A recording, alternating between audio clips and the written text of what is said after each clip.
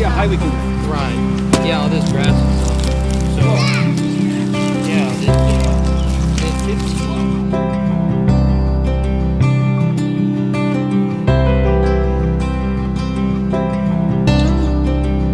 want to encourage people not to walk on the actual clouds, but to walk on the Outreach to Haiti is a Norwich diocesan ministry, and it deals with a variety of projects in Haiti itself. Part of the ministries of the Outreach to Haiti is called the Twinning Program. Now, the Twinning Program is where a parish here in the Diocese of Norwich travels to Haiti, probably 1 or 2 years in a row, and takes a look at a variety of parishes there and talks with people there and what their needs are, and then tries to discern where it can put the most emphasis based upon its own resources, etc. For example, St. Matthew's here visited St. Pierre in Gantier, Haiti. As we noticed, the kids don't eat. So many kids come to school not having had breakfast, and they'll go home not having had lunch. And a lot of it's because they can't afford it. A project like this at least would give them A, food, B, a potential source of income for themselves. So it's very important for them to be able to grow and harvest their own food. So this kind of crop would be very, very helpful. We're going to dig down 6 inches and we're going to dig a hole. We want to leave at least 2 leaves exposed, and you'll see that they have brand new fresh roots on them. So once you have the hole, then I'm going to come around and give you the plant, because we have the wind going against us. But the good part is we're planting in the later part of the day, and that's not such intense sun, but the wind and exposing the roots to the elements. So we want to get the hole ready, and then we're going to plant them, cover them up, and water them in. So we're going to plant them about 1 foot apart from each other. That will discourage weeds, and they're going to have a nice green blanket of leaves that are going to grow, and that'll help shade and not allow weed growth as well.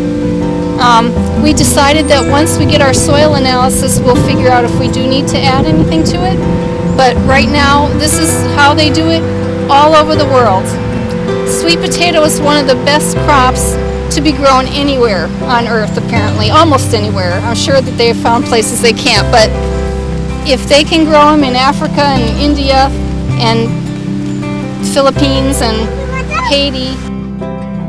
So we're going with the minimum amount of effort, because that's what they have. In the other places, they'll probably use their hands, and so that's what we're doing, and we're going to do it here first and see how easy it is. They're pretty maintenance-free. They're pretty, what did we call them? Resilient, robust? Yeah. They're easy. Yeah, they're user-friendly, you know. We don't have to spend too much energy, and they basically, the Lord and the grounds and the sun and the water we add does it all. We'll check them in about 3 months. These are about 90 days. That's right. And then we'll just dig one mound up. We're going to look. If they're just tiny, we're going to cover them back up and leave them another month. What I did a couple of weeks ago was collect some soil samples, about 2 little bags, 2 cups from this area, and sent it to the University of Connecticut soil analysis lab, or nutrient analysis lab, and they're testing for what nutrients may be limiting, like nitrogen, phosphorus, potassium. If the soil is acidic, is it alkaline, and the soil texture, and it will provide some recommendations how to augment or any limitations of soil. So, and if there is nitrogen or phosphorus or potassium deficiency, we want to incorporate something organic, something natural into the garden here to improve the nutrients.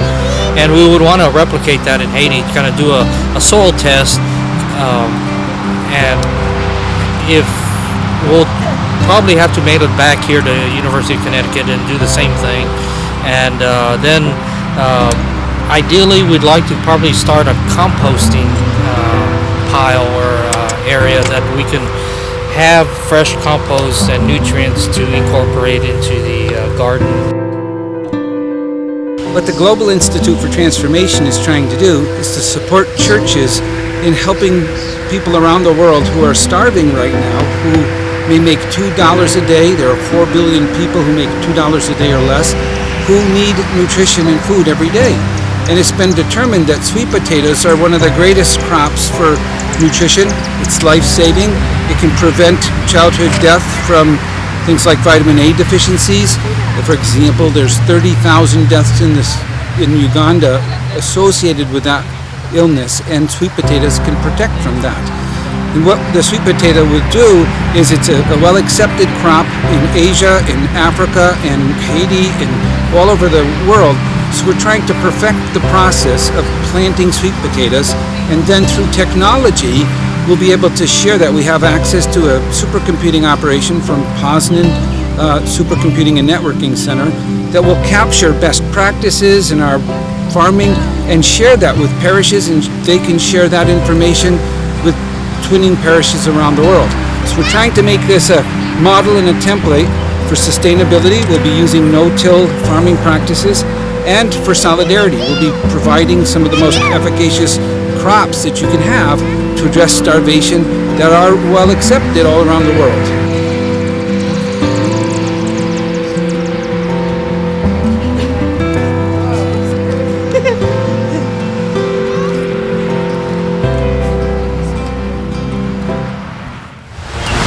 In the name of the Father, and of the Son, and of the Holy Spirit. Amen. Lord God, we give you thanks for the fertile ground that you bestowed upon us, and the creativity of using this special garden for food for people to sustain in the world, particularly in Haiti.